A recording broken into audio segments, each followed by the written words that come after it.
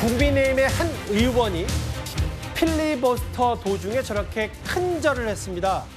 주인공은 송석준 의원인데요. 저희가 준비한 화면부터 만나보겠습니다. 서로를 탓하면서 우리가 대한민국에서 있어서는 안 되는 비상계엄이 초래됐고 저는 사과드립니다. 먼저 국민들께 큰 절로 사죄의 마음을 표하겠습니다.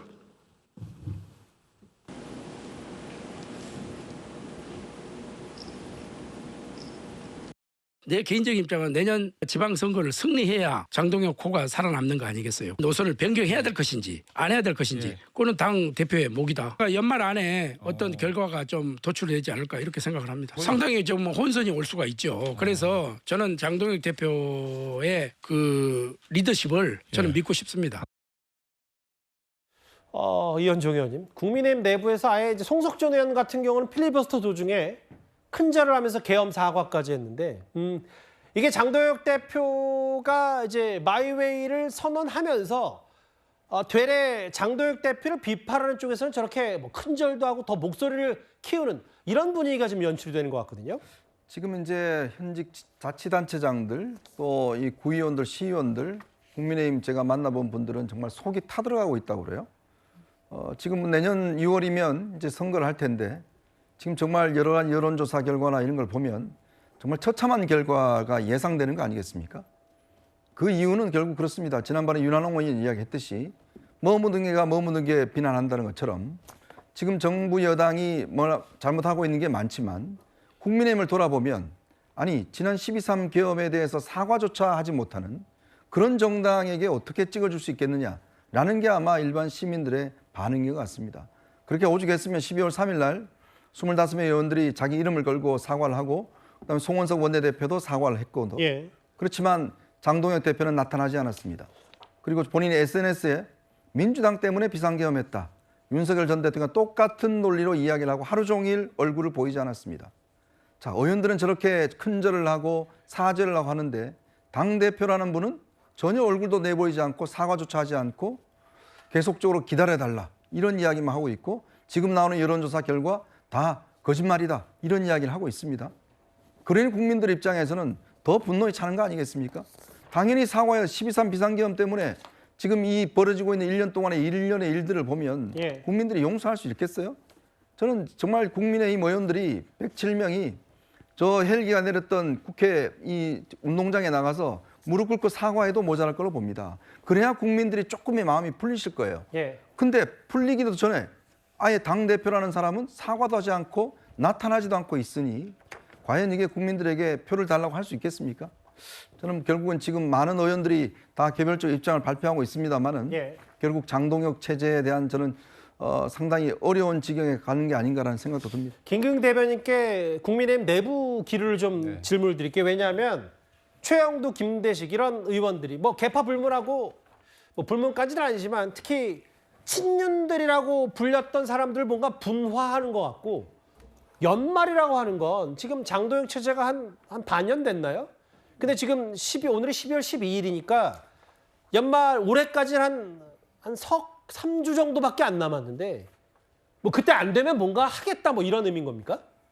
우선적으로 장동혁 체제가 들어선 지 이제 이번 달이 이제 4개월째입니다. 그래서 우리가 국민들의 어떤 기대하는 시점, 모든 메시지는 어떤 계기성이 필요합니다. 시점이란 게 중요한데 계엄이 1년 되는 날 장동혁 대표가 어떤 메시지를 낼지 굉장히 주목을 했습니다. 근데 국민 눈높이에 미흡한 부분이 있죠. 근데 장동혁 대표가 유튜브에서 이런 얘기를 했습니다. 나만의 스케줄이 있다 이 얘기를 했습니다. 그게 독단적으로 내가 다 생각해서 내가 필요한 시점에 내 생각을 얘기했다는 게 아니라 당대표는 당원과 그리고 국회의원 그리고 국민들의 마음을 다 안아야 된다는 그런 자리입니다. 그렇기 때문에 저는 나만의 스케줄이라고 한 부분이 결국 지금 장동혁 대표가 초선, 재선 그리고 중진들 많은 사람들을 만나고 있습니다.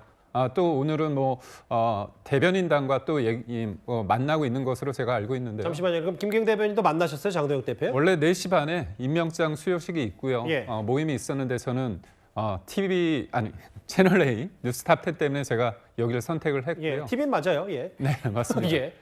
그렇기 때문에 제가 볼 때는 그럼에도 불구하고 어떤 시간적인 어떤 여유란 게 예. 내년 지방선거를 위해서는 결단의 시기가 좀 있는 것 같습니다. 예. 그래서 저는 어떤 방향으로 갈지는 지금 많은 사람, 그러니까 본인이 생각하는 게 정답이라고 생각하지 말고 예. 또 상대방을 딱 규정해서 만나는 게 아니라 서로 만나다 보면 서로 오해한 여지도 있고 본인들의 생각을 또 공유할 수 있기 때문에 예. 그럼에도 불구하고 저는 이번 달까지 입장을 좀 내놓는 게 지방선거를 위해서 필요한 시기다 그렇게 봅니다. 김ging 대변인님, 일단 장도영 대표 면담보다 뉴스탑 10 나오셔서 감사드립니다. 일단. 네. 근데 그 대변인단 4시 30분부터 만났으니까 2시간 지났잖아요.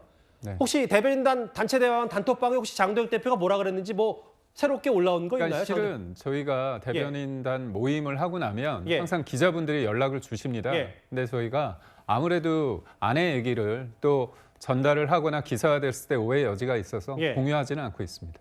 공유 좀 해주세요, 그래도.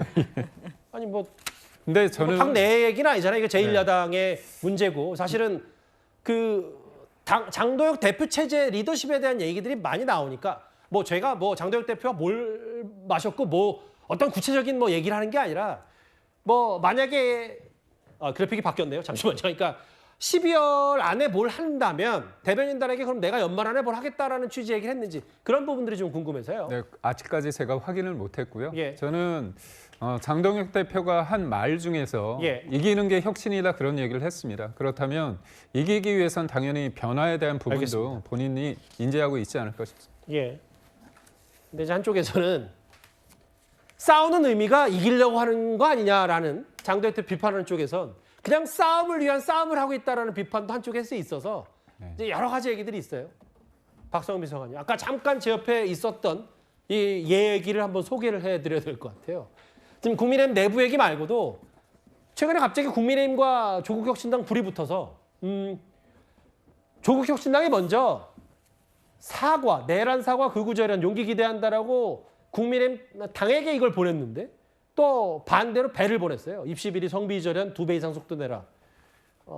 과일 주고받는 건 훈훈하긴 한데 메시지는 전혀 아니네요. 네, 사실 사과를 이 국민의힘이 받았으면 좋지 않았을까라는 개인적인 생각은 듭니다. 뼈아픈 메시지를 담아서 국민의힘 입장에서는 받기 불편했을 수 있겠지만 어쨌든 조국혁신당에서 보낸 거잖아요. 이 조국혁신당 그 신임 대표에 대해서 취임 예방 답례품으로 보냈다라고 예. 알려져 있는데 사실 사과를 해라라는 이중적인 어떤 메시지가 담겨 있는 거겠죠. 예. 하지만 그것을 굳이 반송까지 해가면서 배로 맞받아친다라고 하는 건 역시도 배로 유치한 싸움이 되지 않았나라는 생각이 들어서 예. 개인적으로 이런 국민의힘의 대처가 좀 아쉽다라는 생각은 드네요. 근데 갑자기 기억났는데 원래 그 창소 포기 논란 장도혁 대표하고 조국 대표 토론한다고 하지 않았나요? 감감무소식이네요. 언제 어떻게 될지 모르겠습니다만 알겠습니다. 일단 토론 전에 과일부터 주고받는 건지는 모르겠는데 오늘 국민의힘 내부 얘기와 함께 저렇게 때 아닌 과일 공방 얘기까지 하나하나 만나봤습니다. 그러면 지금까지 들어온 여러분들의 목소리 만나볼까요? 그제어제 못 전해드려서 죄송했는데 오늘 한번 만나보겠습니다. 예. 서울대 엄마 이부진 사장은 다 가졌네라고 하셨고요. 예. 대인배 인정, 배신을 용서로 마무리하네요. 성시경 씨 말씀하신 것 같습니다. 정치권이나 연예계나 폭로가 쏟아진다고 했는데 아까 윤여거 전 본부장 법정 증언 보셨죠? 갑자기 세간에 회자되는 얘기 사실 아니라는 취지로 발을 2발, 3발 뺀 것 같은데요. 예. 통일교에서 노래를 부르려면 얼마나 친해야 되는 거냐라고 하셨고요. 마지막 보겠습니다. 보란 듯이 너무 대놓고 징계성 인사 아니냐. 앞서 좌천성 인사, 강등 인사 얘기 댓글로 달아주셨습니다. 5개 모두 감사드립니다.